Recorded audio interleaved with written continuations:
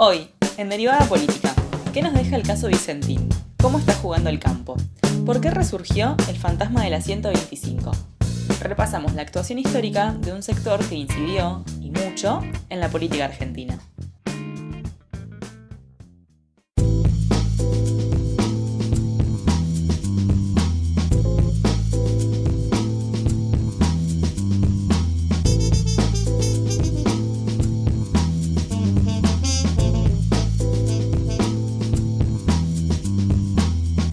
Hola a todos, ¿cómo les va? Sean ustedes muy pero muy bienvenidos al noveno episodio de la segunda temporada de Derivada Política. En este caso lo que nos va a guiar la escucha y por lo menos la conducción de este programa va a ser, no va a ser tanto la actualidad más coyuntural, sino que más bien va a ser una especie de recorrido histórico sobre algo que nos ha traído, sí, muy bien, el presente político de la República Argentina en épocas de pandemia.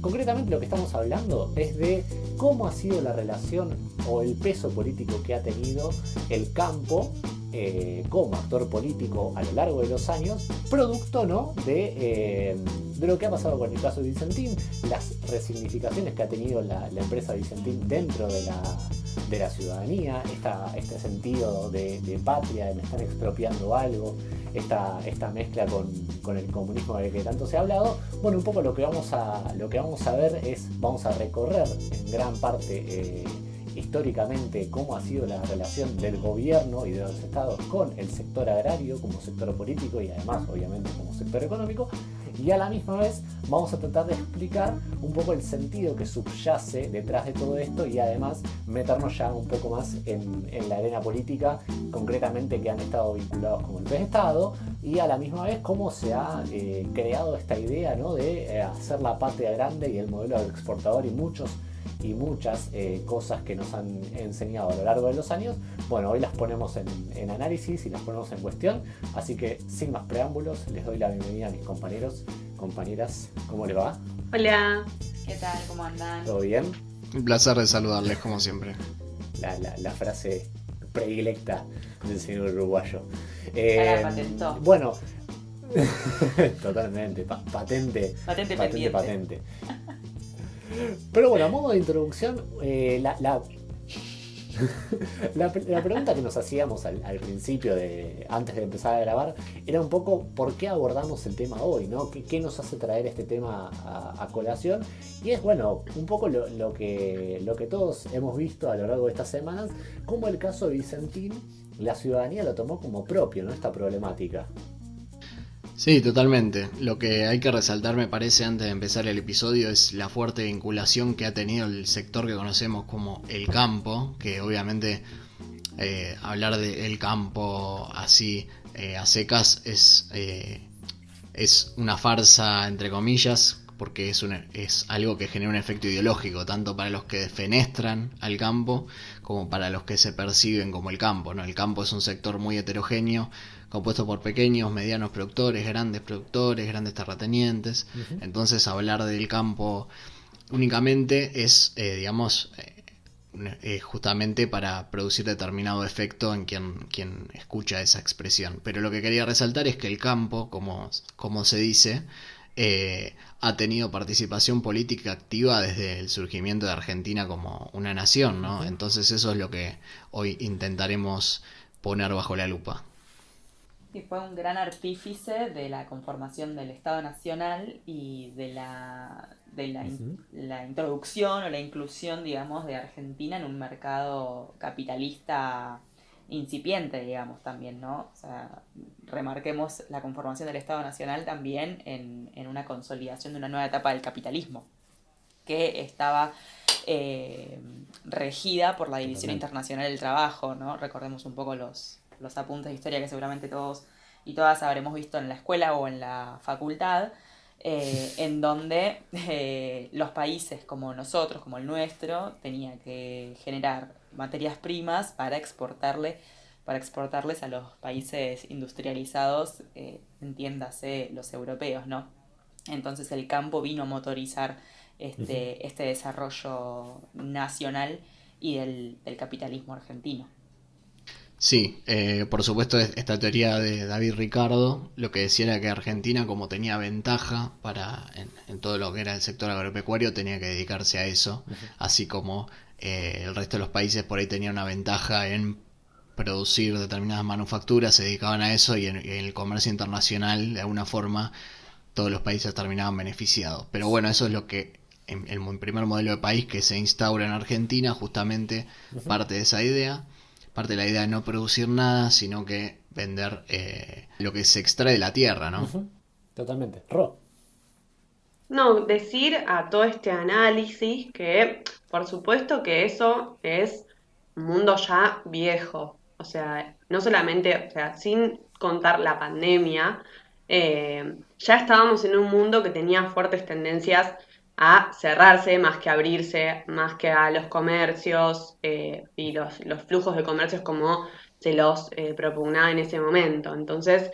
también hay un desfasaje respecto de lo que se pretende hacer en Argentina o en los países como que tienen la estructura productiva de Argentina respecto de, obviamente, la comercialización a países que ya no tienen la intención de recibir con los brazos abiertos y ni Ujú. hablar, ahora sí, entrando en el tema pandemia, ahora que no es un mundo que está pensando en comprar afuera, ni comerciar ni tener socios comerciales en ese sentido. Nacho. Totalmente, es un mundo viejo, pero hay un patrón, me parece, que fue el que por lo menos yo fui observando, ¿no? A medida que fui investigando todo esto, es que eh, digamos, la sociedad rural, que es la representante de los sectores más pudientes del campo, los sectores Ujú. más, los productores grandes, los terratenientes grandes, siempre tuvo conflictos con los gobiernos populares, y por popular no me refiero a gobiernos peronistas, como se suelen autodenominar, Ujú. sino, porque de hecho, por ejemplo, con Menem no tuvo ningún problema, al contrario, sino gobiernos populares. Por ejemplo, el de Irigoyen fue el primero con el que tuvo problemas, Absolutamente. y el patrón para mí ahí es que se empezaba a discutir un modelo de país alternativo a ese modelo agroexportador de no producir nada con Irigoyen. Y después, bueno, obviamente siguió con Perón, que también se profundizó más la discusión, ¿no? Entonces, tenemos que generalmente, bueno, la sociedad rural argentina representa un modelo de país muy claramente delimitado, ¿no? Absolutamente, absolutamente. Bien marcás, Nachi, antes de meternos en el bloque histórico y un poco para ya darle forma a este bloque introductorio, digamos, es menester, me parece decir que, o por lo menos marcar, digamos, las épocas, como bien lo decíamos recién. Hablamos de la sociedad rural argentina, su punto de nacimiento es 1866, más o menos para que se den una idea. Posterior a la batalla de Pavón, un poco ya Buenos Aires empieza a tener una potencia política muy fuerte, más allá de lo que ya venía siendo, ¿no? Su preponderancia, ¿no? Por supuesto, pero además, digamos, ahora Buenos Aires empieza a ser la capital de un territorio en lo que ya podríamos llamar en ese momento Argentina, previo a la campaña del desierto, por supuesto, y bien marca Nachi el tema de los primeros conflictos con Irigoyen, porque Irigoyen marca lo que es el punto de inflexión, los primeros albores, ¿no? Si se podría decir, de una Argentina industrializada. ¿Qué pasaba con Irigoyen? Que era un gobierno, digamos, no podríamos ponerlo en popular, digamos, de tal manera, porque Irigoyen no era un hombre, digamos, a lo Perón, digamos, esta serie, ¿no? Por ahí, lo que uno podría llamar un líder populista, popular. Sí, lo que podríamos decir es que la sociedad rural argentina, a partir de su creación, empieza a marcar, como bien decían allí, los límites en los cuales ellos se van a empezar a regir, ¿no? Y como bien también decía Roy, que me quiero agarrar de esa parte, para 1860-1870 estamos hablando de la segunda revolución industrial. Si hablamos de una primera revolución industrial a finales del siglo XVIII, 1790, 1780, ya hablamos de una segunda revolución industrial, un mundo que ya está empezando a virar a una economía más ligada al petróleo, digamos, a los primeros autos, a los primeros. Obviamente son todas cosas que apelan a un mercado interno, es decir, los países que pueden importar petróleo, que pueden producir bienes como automóviles, trenes, diferentes fábricas ya más ligado a la industria más liviana o pesada o mediana, sí obviamente van a apelar a un mercado interno. Entonces, como bien marca Ro, ahí es cuando se empieza a cerrar. Bueno, Argentina recién ahí empiezan a hacer su primer, digamos, su primera conexión o alianza de clases, que es un término que se ha usado mucho a lo largo de la historia, entre lo que es el campo y el sector industrial, que recién va a llegar con el peronismo, recién para 1940, pero sin querer meterme demasiado en la historia para seguir el debate de este bloque. Sí, yo creo que la historia igual empieza obviamente en 1870 con la conquista del desierto, ¿no? Que fue el Estado ya directamente con integrantes el Estado que es inaugurando o poniendo al sector agropecuario como la clase dominante argentina, ¿no? Es el Estado armándose, Sí, yendo, y que la sociedad rural financió esa campaña. Perdón, claro, dato no menor. pero ya, claro, pero a través del Estado fue, o sea, el Estado fue, hizo una masacre, aniquiló a todos los pueblos originarios y después repartió las tierras entre unas poca cantidad de apellidos que hoy están Ujú, representados en la política todavía, apellidos como Martínez de Hoz, como fue el ministro de Economía de la ujú. dictadura, apellidos como Larreta, que lo conocemos muy bien, apellidos como Bullrich, no es que el campo tiene que hacer lobby, ¿no? A veces, sino que tiene directamente representantes en el poder político. Sumarles a todo esto y colgándome lo que dice Nacho, ¿no?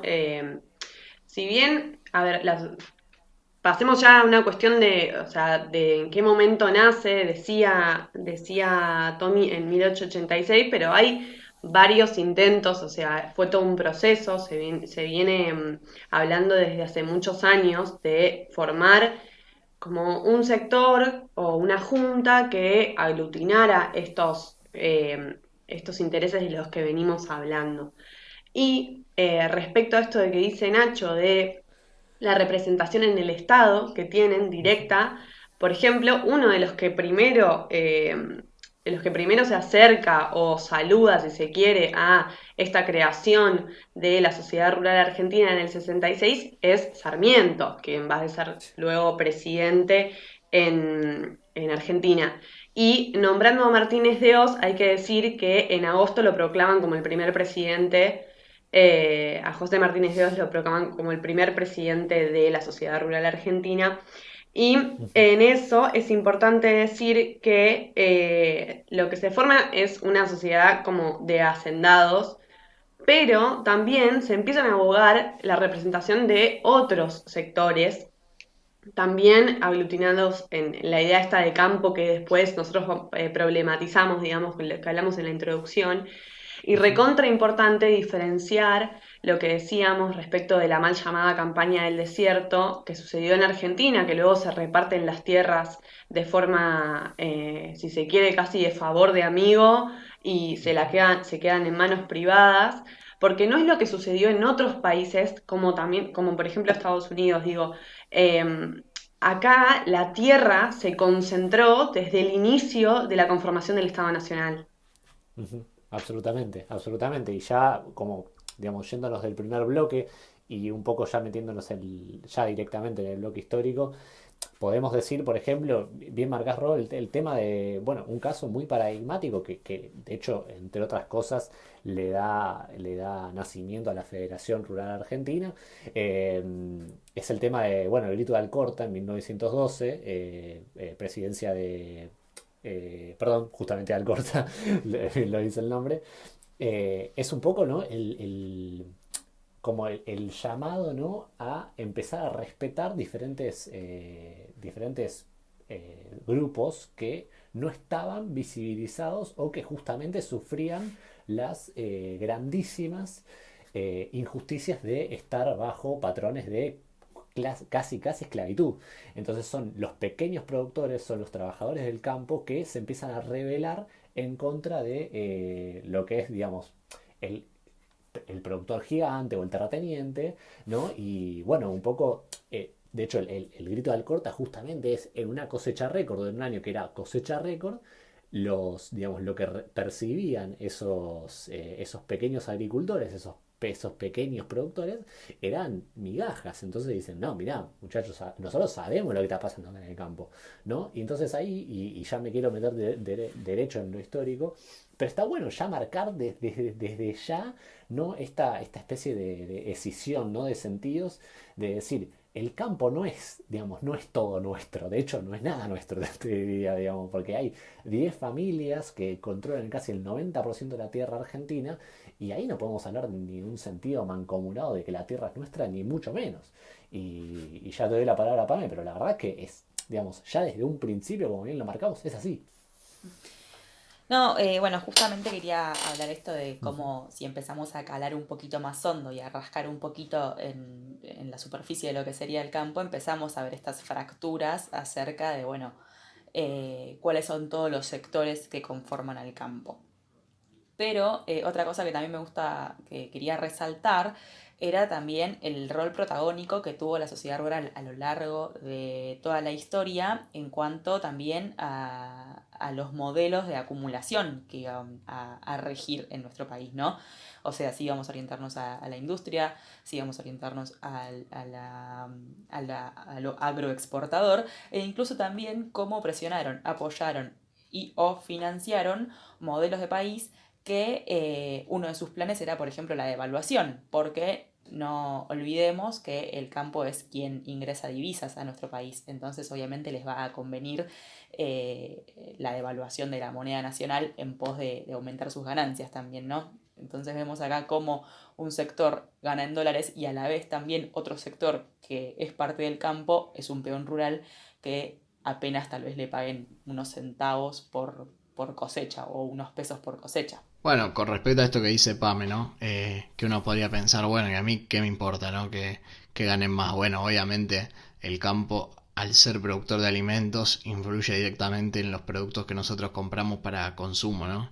Y el efecto más claro que más se ve, digo, explícitamente fue en 2015 cuando se sacaron las retenciones, porque esto es muy sencillo de entender, digo, si alguien exporta por cada litro de leche gana 100 pesos y gana 100 pesos incluyendo que si tenemos en cuenta que el producto tiene retenciones, yo le saco las retenciones, no es que lo va a empezar a ganar, va a empezar a cobrar ese producto a menos precio y seguir ganando lo mismo, va a ganar más dinero y en el mercado interno no va a traer el producto a menos precio.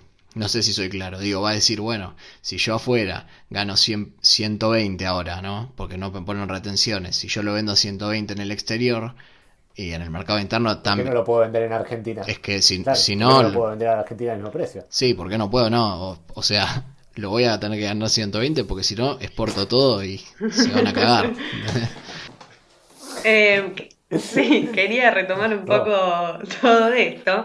Em, leyéndoles una parte de algo que dice Ángel Estrada, que va a ser, bueno, parte de la Sociedad Rural Argentina, y después va a ser en 1910 el presidente del Banco Nación, que es algo que se da mucho con estos señores de la Sociedad Rural Argentina, que es que están directamente representados en la política, como ya habíamos hablado, pero además tienen intereses financieros y comerciales por fuera de lo agro, o sea, están totalmente diversificados. Ergo, no pierde nunca.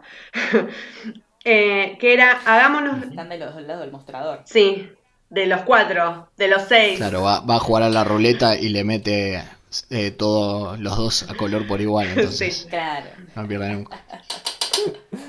Ángel Rojo y Estrada negro, a decía, hagámonos ricos favoreciendo al país. Y esto medio que nos da una pista de cómo emparentan su interés personal, su lucro personal, con el destino del país, digamos. O sea, cómo se termina Sí. empatando lo que es el interés de un privado con el interés de la República. Y ahí lo podemos traspolar, si se quiere, a abrir la cuarentena porque si no vamos a matar la economía o a, no sé, expropiar Vicentín es malo porque hoy vienen por esta empresa, mañana vienen por tu kiosco. Y en este sentido quería traerles también, nosotros estábamos hablando de toda esta cuestión de David Ricardo, de todas estas ideas, que obviamente que los fundadores de la Sociedad Rural Argentina tenían, por una cuestión de que las traían de Europa porque hacían sus estudios allá, porque familias muy pudientes, y como es, y bueno, toda esta cuestión también de, por ejemplo, Eduardo Olivera, que es, creo que es Eduardo, ya se me fue, pero ya me voy a acordar, eh, hablaba mucho de tomar el modelo inglés respecto de hacer una disposición del campo como si fuese el espacio en el que habitasen los lores, como en Inglaterra, digamos, las ciudades para los obreros y los comerciantes, o sea, vendría a ser allá la incipiente burguesía y los obreros hacinados, y en los campos los lores, la nobleza. También eso habla de una disposición, de una idea de país, o sea, cómo querés que el campo represente la civilización y sea el eje de la riqueza, y cómo pensás que cómo debe vivir el resto de la población, ¿no? ¿Pam? No, que otra cosa, además de esto que decía Rod de cómo el campo genera, o por lo menos este sector oligárquico y terrateniente del campo, ¿no? Vamos a hablar con propiedad, así nos seguimos abonando a ese todo enorme y heterogéneo que es el campo. Como el sector terrateniente oligárquico generó un consenso en cuanto a sus intereses, generalizando sus intereses particulares, y cómo esto también se anida en la concepción de que Argentina era un país rico cuando el modelo agroexportador era el modelo que primaba, digamos, ¿no?, en nuestra economía. Y generalmente se suelen utilizar datos un poco descontextualizados acerca de, por ejemplo, el PBI per cápita del país, que en ese momento era altísimo, que teníamos uno de los PBI más altos del mundo. Sí. Incluso si miramos la arquitectura de Buenos Aires, de la ciudad de Buenos Aires, encontramos que la mayoría de los palacios, los hoteles, todas las construcciones más añejas, lujosas, los teatros, la composición cultural, entendiendo de lo cultural como alta cultura que tenía Buenos Aires, todo se formó más o menos en esos años donde el campo era, o los terratenientes oligárquicos, eran quienes lideraban las riendas económicas del país. Ahora bien, si tal vez empezamos a escarbar un poco en cómo eran las condiciones de vida de la gente, cómo eran las condiciones de vida de los trabajadores y trabajadoras, vamos a encontrar que sí, había mucha riqueza, pero obviamente mucha riqueza concentrada. Entonces, ¿podemos hablar de que Argentina era un país rico o que había pocos ricos en Argentina que tenían mucha plata y mucha gente que estaba viviendo, digamos, básicamente con una escasa cantidad de derechos y una escasa dignidad humana en este sentido, ¿no? Sí, lo que yo creo, bueno, a ver, está perfecto el razonamiento que hace Pame, porque de hecho, a ver, distribuir, de hecho, a ver, Perón tenía una frase, no por enarbolar a Perón, ¿no? Pero digo, Perón tenía una frase que dice, con 2 pollos pueden comer 10 personas, digamos, la estadística, en este sentido, decía Perón, la estadística te marca que con un pollo pueden comer 10 personas cuando en realidad ese pollo se lo comió uno solo. Entonces un poco la estadística muchas veces del PBI, se habla del PBI de per cápita de esa época, sí, bueno, pero digamos, no es lo mismo si vos tenés 10 millones de dólares, repartírselo dentro de 10 personas que 40, está perfecto, pero si de esas 10 personas si se llenan los bolsillos con la gran mayoría de la plata, es una cuestión. Como también no nos vamos a sorprender que eso además es esa época del modelo del exportador, porque además Argentina ingresa al mundo de manera definitiva de esta manera, no nos va a sorprender que eso esté calado además muy hondo en el sistema educativo argentino. Y además, algo que también resonaba mucho en nuestras conversaciones fuera de aire es, por un lado, digamos, lo importante que fue el modelo del exportador a nivel educativo, ¿no? Cómo eso se metió directamente en los sistemas educativos argentinos y cómo eso empezó a estar como diciendo, bueno, che, qué época próspera la campaña del desierto, qué época próspera el modelo del exportador. Y también algo que me parece que Rolo lo marcó muy bien, como la impronta poco republicana que tienen estos sectores, porque cuando, por ejemplo, les convino hacer un golpe de Estado para derribar a diferentes gobiernos, lo hicieron sin ningún tapujo para justamente privilegiar sus propios intereses económicos por sobre el resto. Entonces, cómo fíjense, y termino con esto, cómo los intereses de lo nacional, cómo bajo lo nacional se puede decir cualquier cosa, ¿no? En definitiva. Creo que me voy a adelantar a lo que va a decir Pame, pero la conquista del desierto y la escolarización vinieron de la mano para formar al Estado argentino en sus comienzos, o sea que no es casualidad tampoco.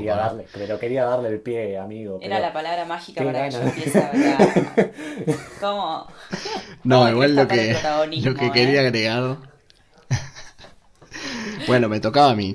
Lo que quería agregar es que esto que vos decís de la distribución es clave para entender, porque justamente el peronismo lo que viene a romper con esto es sacarle parte de esa tajada al campo para repartirla y fomentar una industria nacional. Y ahí es donde empiezan El un plan poco los quinquenal. conflictos, ¿no? El primer plan quinquenal de Perón, de cobrarle retenciones Ujú. vía el IAPI, el instituto que utilizaba el peronismo en esa época, ¿no? Instituto Argentino para la Industria. Lo que vos decías, Tommy, del sistema educativo era también algo que nos distinguía como país, porque Argentina era, no quiero decir el único porque no tengo el dato certero, pero de Latinoamérica uno de los países con una tasa de alfabetización más alta, que eso nos distinguía bastante en la región y Ujú. también medio que abonaba a esta idea de Buenos Aires o de Argentina como un país súper cultural y súper rico, ¿no? Porque si nos centramos en la Ujú. cantidad de teatros que hay, por ejemplo, en la ciudad de Buenos Aires, la cantidad de librerías que había también en la ciudad de Buenos Aires, la cantidad de escuelas secundarias, aunque en ese momento no eran escuelas secundarias masivas, pues Ujú. recordemos que a gatas la gente terminaba el primario, la gente de a pie, ¿no? Los hijos de los trabajadores, por ejemplo. Ujú. Y encima también que ya teníamos un sistema universitario formado, por lo menos universidades formadas, eh, le daban a Argentina como esta distinción de país, no con un sistema educativo formado como lo conocemos hoy, pero sí con instituciones educativas. Y aparte también, a partir del siglo Ujú. XX, se empieza a tomar al gaucho y a la cuestión relacionada con el campo como el símbolo del ser nacional. Entonces acá también tenemos otra idea que construye y Ujú. ayuda a que tomemos al campo como una cuestión no sé si decirla neutra, pero sí unívoca y que nos distingue como nación, como argentinos. Digo, el gaucho que había sido perseguido con, con, digamos, cuando empieza a ver la propiedad privada de las tierras y después se lo convirtió en... Claro, o sea, pasó de ser lo más bastardeado y ninguneado, recordemos los escritos de Sarmiento, a ser el símbolo nacional, ¿no? Eh, digamos, tuvo un montón de variaciones.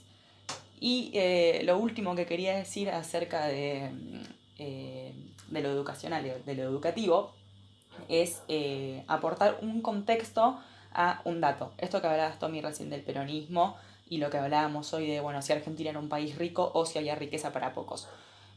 Por ejemplo, en el año 1935, entre el año 1935 y 1955, la matrícula de la Universidad de Buenos Aires, o sea, la cantidad de alumnos, alumnas que pasaban por la Universidad de Buenos Aires, pasó de 12.000 a 74.000. ¿Qué pasó en el medio para este crecimiento exponencial? Muy simple, se eliminó el arancel. Eso quiere decir que la universidad pasó a ser pública y gratuita como la conocemos ahora. Entonces, vos pasaste de 12.000 a 74.000, o sea, un crecimiento enorme y terrible solamente en la Universidad de Buenos Aires en 20 años porque pasó a ser gratuita. Ahí tenemos un contexto que, que marca, digamos, o sea, que contextualiza el dato, ¿no? Esto que hablábamos hoy de la riqueza, de la ciudad cultural, de esto que lo otro, bueno, eh, cómo vivían los trabajadores antes y cómo empezaron a vivir los trabajadores y la movilidad social ascendente una vez que los hijos de los obreros pudieron entrar a las universidades. Sí, absolutamente. Sí. No, tomando todo esto que dice Pame y más o menos lo que venimos hablando, me parece que también hay que dar cuenta de que estamos ante una clase que es que es revolucionaria Ujú. y en este sentido Re- quiero que se entienda, o sea, en los términos en los que Como tipo Macri Revolución. No, pero ves, o sea, esa burguesía es punga, boludo. O sea, yo estoy hablando, está bien, no quiere decir que la burguesía terrateniente no haya sido punga en la historia, o sea, es más, se apropió de territorios que eran públicos, también por el uso que hicieron del Estado a su gusto, pero sí tenían un proyecto de país acotado para pocos, como lo terminó siendo, como lo sigue siendo Argentina, porque toda esa impronta la vemos hasta el día de hoy. Pero hay que decir que, digamos, estaban en un momento en el que había un país en construcción que justamente, como decía Pame, había un bajo nivel de instrucción y que tenías una población en crecimiento y todo eso lo usaron a su favor para instalarse como un sector que es inamovible, o sea, que es insoslayable de la historia argentina. Y lo hicieron a fuerza de lo que venga, o sea, digamos, a fuerza de lo que sea, de instalación de dictaduras militares, de asesinatos a Lisandro de la Torre, por ejemplo. Digo, no, Sí, es muy variopinta y pintoresca la historia de la sociedad rural argentina sí, y su tocamiento con el Estado. Como decía Roxy, ¿no? Que pensemos en la 125, que fue el conflicto más reciente que tenemos, y fue una pelea por plata, esencialmente. Porque digo, nuestra burguesía agropecuaria nunca estuvo en apuros, como pudieron haber estado en otros países que, por ejemplo, tuvieron reforma agraria, se repartió mejor la tierra. Acá no pasó nada de eso, o sea, las peleas, si se quiere, nunca fueron reformas estructurales profundas, sino reformitas, porque nada, tenés por ejemplo Perón con el estatuto del peón rural, después nada, el aguinaldo contra el que también se quejaron, pero digo, siempre son nimiedades al lado de lo que se podría hacer para sí, afectarlos, y ¿no? yo creo que, y antes de darte a vos la palabra, Ro, creo que es algo que me parece que hoy creo que es lo que más hondo está metido, ¿no? Hoy por hoy, digamos, los discursos que se hablan, la gente, lo que uno, digamos, verbaliza, lo que escucha, en definitiva, digamos, es hija del lockout patronal de 2008, la 125 de Cristina, digamos, no lo están diciendo con las mismas palabras, pero me parece que es todo, me parece, hijo de un mismo árbol, ¿no? De discursos y sentidos que para el que está, digamos así, ¿no? Digamos, caído de la palmera de alguna manera, eh, digamos, podemos hablar del lockout patronal como justamente fue un paro. Digamos, vamos a hablarlo, digamos, como uno para una fábrica, bueno, básicamente se paró el campo en 2008 a raíz de que Cristina, no solamente que fue, digamos, el gobierno de Cristina, ¿no? No Cristina Los Fernández de Kirchner, patrones sino del campo. claro, exactamente, fue un paro de los patrones del campo en contra de los, por eso se habla del lockout patronal, y yo creo que, y para terminar esto, me parece que es lo que más vivo está en la sociedad hoy en día, o por lo menos en la ciudadanía, en términos de discursos. En ese sentido, yo quería traerles una imagen que estuve viendo estos días respecto a ese conflicto, que es una conversación entre Grondona y Violcati, diciéndole que a Violcati que Cristina que no iba a durar 2 años, terminó gobernando 6 más, si no me equivoco. Eh, pero, y volvió como dice, mirá lo que son las vueltas de la vida, ¿viste?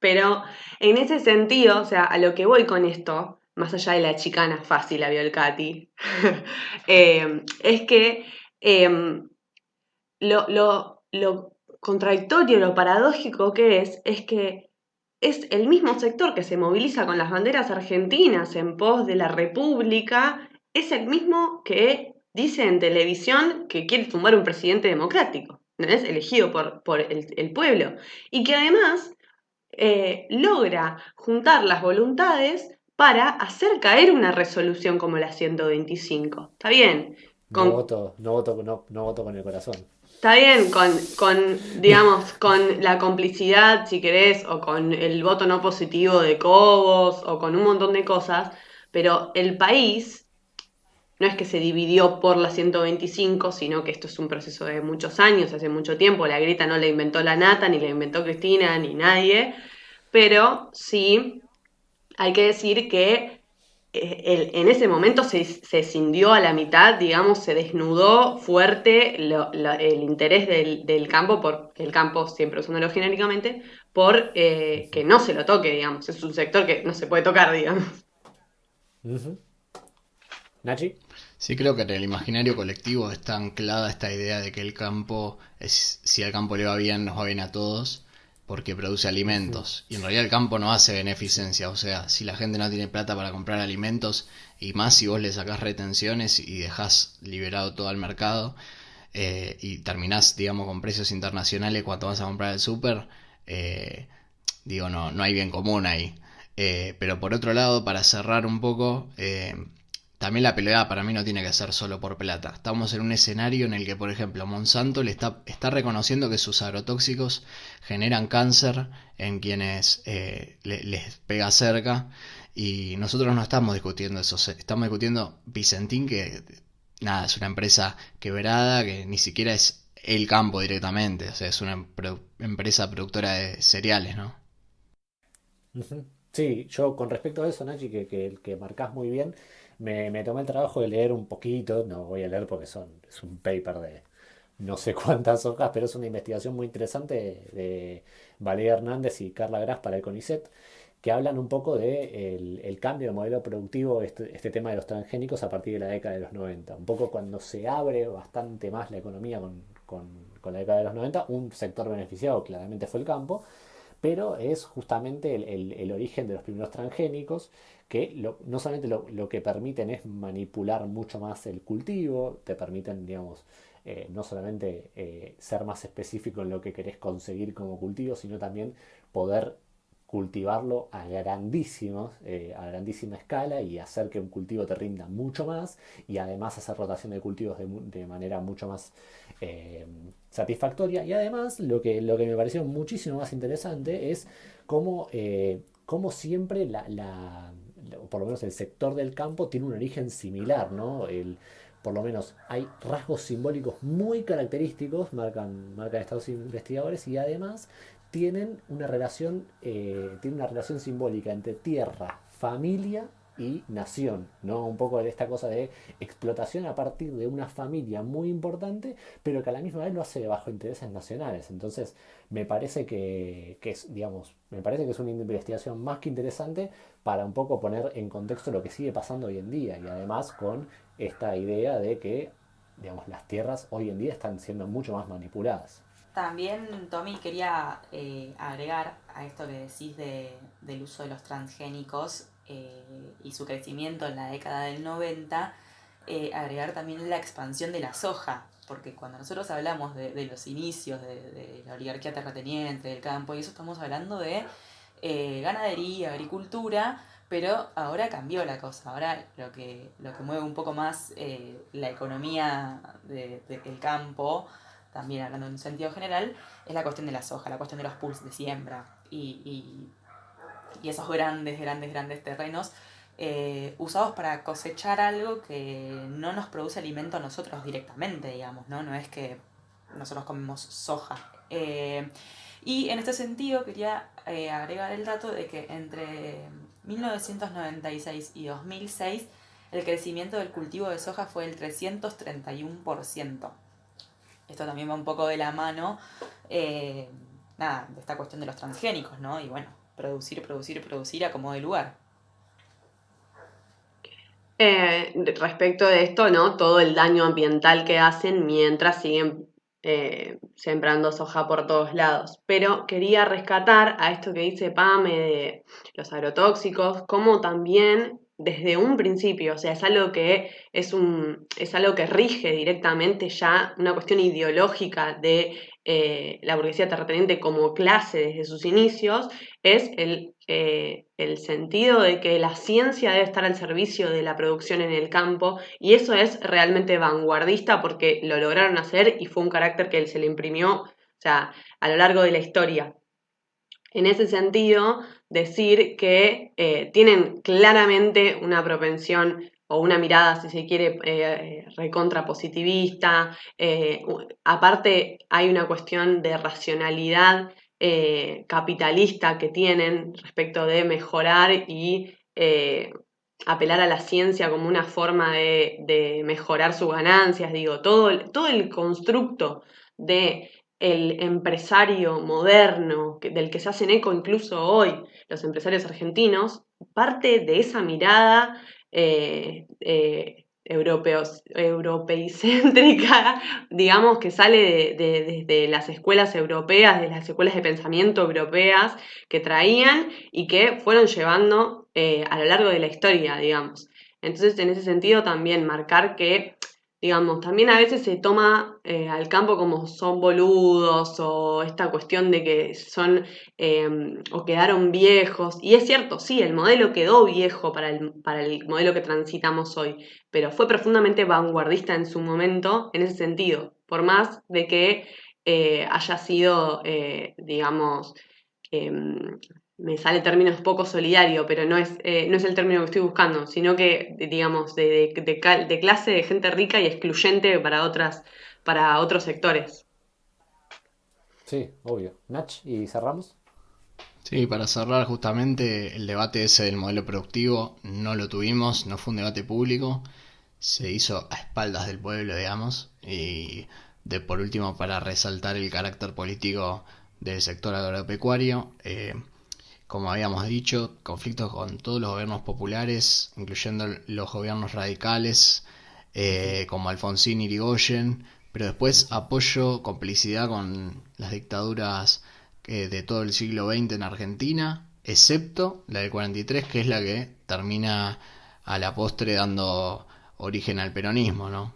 Entonces digo, siempre han tenido participación política. De hecho, los presidentes cuando iban a la Sociedad Rural Argentina, a la inauguración de la exposición anual, siempre eran o abucheados o aplaudidos. Cuando fue Menem incluso hubo un grupo que agredía a los que no eran partidarios de él. Digo, una participación política muy clara en toda la historia argentina, ¿no? Sí, sí, no hace falta ni, o por lo menos recordar el abucheo conocidísimo de Alfonsín. Ahora verdaderamente no me acuerdo el año en el que fue, pero que ese va 88. abucheado. 18, gracias por el dato, Nachi. Que se ha abucheado absolutamente por toda la sociedad rural argentina en Palermo, la rural justamente. Y, digamos, también marcando que un presidente tiene que ir a la sociedad, digamos, a la rural para decir, hola muchachos, soy yo, vamos a Miren dar que me una tienen que dar trabajada y bola, de acuerdo a cómo te vas de ahí, claro, y de acuerdo a cómo te vas, te va a ir básicamente. Bueno, el que cortó con eso fue Néstor, que decidió no mandar más representantes del Ejecutivo a la sociedad rural, ¿no? Roxy,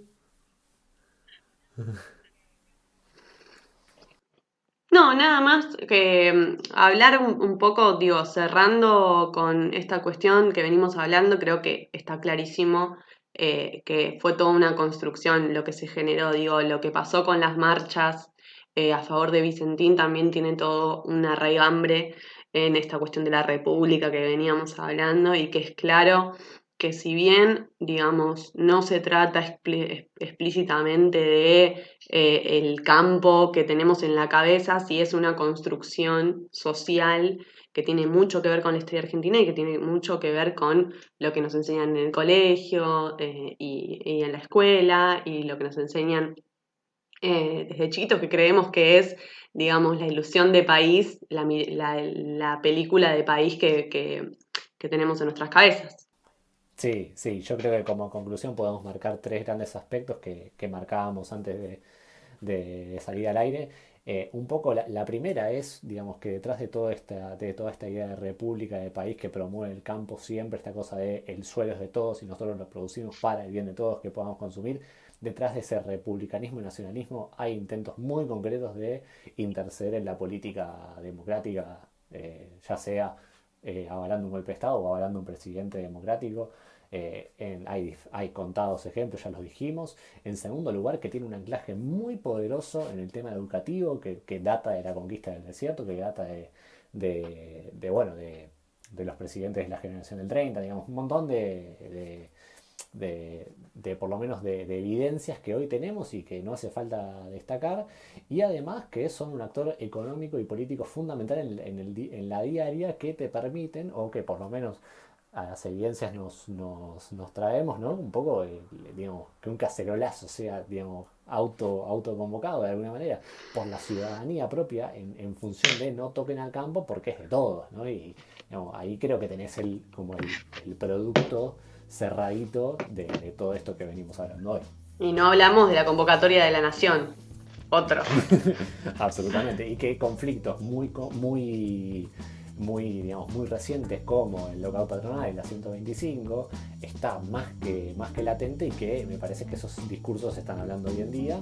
Pero bueno, creo que eso ha sido, creo que un gran programa, de los mejores creo que hemos tenido, porque hemos desarrollado todo, no nos quedó, creo que no dimos puntada sin hilo. Así que bueno, les recomendamos que nos sigan en nuestras redes sociales, en @derivadapolítica en Instagram, en @derivadap en Twitter, y que nos escuchen en Spotify, en YouTube, en donde puedan y nos encuentren. Así que el abrazo para todas, todos y todos ustedes, y será hasta la próxima. Chau.